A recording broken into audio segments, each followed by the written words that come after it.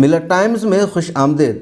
امریکی صدر Donald Trump نے ترکی کے صدر رجب طیب اردوغان کے سامنے بالآخر گھٹنے ٹیک دیا اور ترکی پر عائد تمام طرح کی پابندیاں ختم کرنے کا اعلان کر دیا ہے۔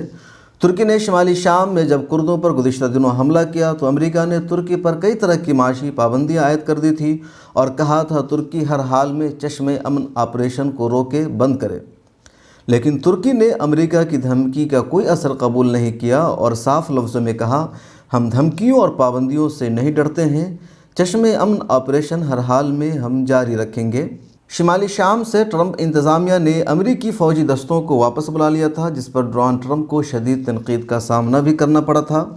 اسی فیصلے کے بعد ترکی نے شام میں موجود کرد جنگجوؤں پر چڑھائی کر دی تھی اور امریکہ کو مجبور کیا تھا اپنی بات ماننے پر۔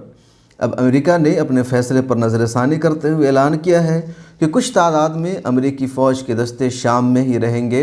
انہوں نے وائٹ ہاؤس سے خطاب کرتے ہوئے کہا، آج صبح ترک حکومت نے میری انتظامیہ کو بتایا ہے کہ وہ شام میں لڑائی اور جارحیت بند کر کے مستقل سیز فائر کے قیام پر عمل کر رہے ہیں۔ انہوں نے کہا، اس فیصلہ کے بعد میں نے اپنے سیکریٹری خزانہ کو ترکی پر لگائی گئی تمام طرح کی پابندیاں اٹھانے کا حکم دے دیا ہے، جو 14 اکتوبر کو ترکی کی جانب سے شمال مشرقی شام میں کردوں کے خلاف فوجی جارحیت کے رد عمل کے طور پر عائد کی گئی تھی۔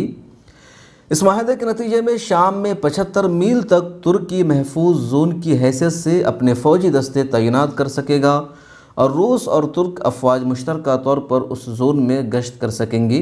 گزشتہ منگل کو سوچی میں ایک معاہدہ ہوا تھا جس کے تحت روس اور ترکی سرحدی علاقوں سے کرد جنگجوؤں کو ہٹانے کے لیے اپنا کردار ادا کریں گے۔ یہ کرد جنگجو داعش کے خلاف جاری جنگ میں امریکی اتحادیوں کا کردار ادا کر رہے تھے اور سوچی میں ہونے والے معاہدے کے بعد ہی امریکی صدر نے ترکی پر سے پابندیاں ہٹانے کا اعلان کیا ہے۔ ڈونلڈ ٹرمپ نے کہا، شام سے بڑے پیمانے پر امریکی فوج کے انخلاء کے باوجود کچھ دستے شام کے تیل کے ذخائر پر موجود رہیں گے۔ انہوں نے کہا ہمیں تیل کا تحفظ یقینی بنانا ہے، لہذا شام میں جہاں کہیں بھی تیل کے ذخائر موجود ہیں وہاں ہمارے دستے موجود رہیں گے۔ تجزیہ نگاروں کا ماننا ہے کہ اس معاملے میں ترکی کی یہ واضح جیت ہے۔